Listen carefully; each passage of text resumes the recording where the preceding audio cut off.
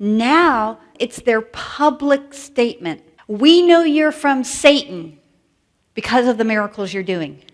It is from this point on that Jesus now begins to teach in parables. The parables start after the public announcement is made that the leadership, the false shepherds, now say, he's from Satan. And now Jesus says, that's it. You don't get any more. You don't get any more public, outright speaking like that. I'm teaching in parables. They would all come. The crowds would all come. And can you imagine? Okay, you guys, you go to that meeting that Jesus is gathering and see if you can find something on him. See if he's talking against the Romans and see if he's going to, build this insert. I mean, this is how the other messiahs were doing it, right? Get into their secret meetings. And so the people come to the secret meetings out on the hillside with thousands of people. And they go back and they report, well, what was he talking about? Oh, I don't know. He was just talking about some guy in his field throwing his seed out. And like he had this big rocks and, weeds in this path and everything. I don't know. What? What's he talking about? In fact, even Jesus' own disciples, they're like, okay, he's trying to teach us. And then they get with Jesus in private and they go, what did it mean? What did it mean? I wish he had explained every single parable, don't you? He explained several of them. And this is the divide. The true sheep who have heard his voice and are now following get more understanding of spiritual things, of true things. When I say spiritual, I don't mean, the spirit. I mean truth. They're going to get more spiritual truth from Jesus. And those who have declared publicly, I'm done, they don't get any more. And they will go further into blindness, into darkness. We're at malfunction junction. Jesus teaches his followers in parables so that those who have been born by God's Spirit will understand, and those who stubbornly resist God's Spirit will have no idea what he's talking about. The theme of the parables, we have 3 themes. What is he teaching? Well, it will cost everything to be in his kingdom. There will be a delay. Now, this is something that wasn't taught by the rabbis. And Jesus' followers, his disciples, certainly are not expecting that the kingdom, when Jesus takes the throne of David, that there's going to be a delay in that. They're not expecting that. But Jesus clearly talks about that in the parables now because the false shepherds have rejected him. And the last one, it's worth it. It's worth it to give everything to be in God's kingdom. Jesus hasn't come to establish their idea of the kingdom. He was inviting them to submit to his God-appointed authority. And the crowds must now decide who to follow.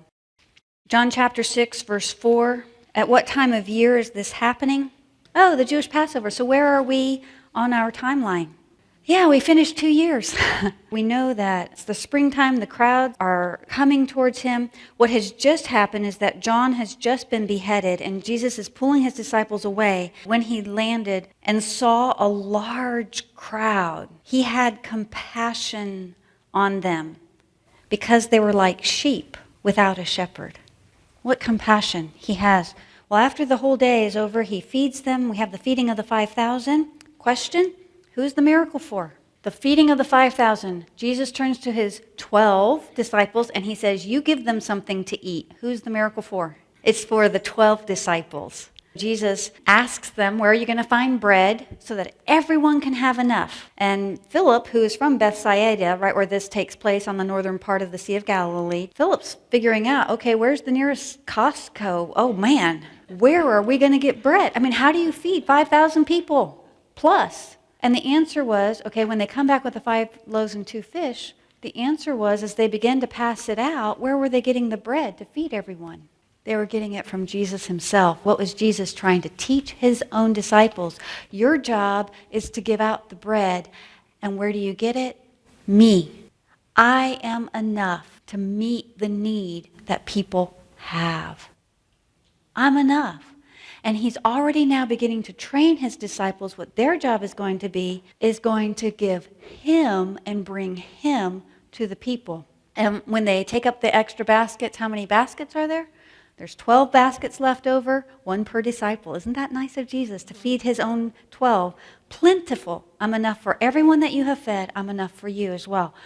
The crowds must choose who to follow. Well, the crowds are amazed to be part of this. This was a banquet. They were filled. They were taught. They were happy, and they are excited because, remember, what are people looking for?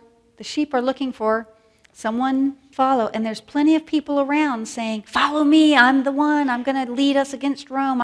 And when Jesus does all of this and the crowds are excited, they're getting it in their minds. It's him. They want to make him king by force. Let me ask, are these masses of people wanting with all their hearts to be righteous? They are wanting to be fed.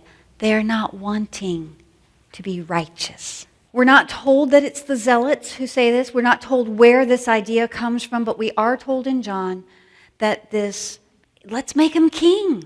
Listen, what he needs is a good campaign manager.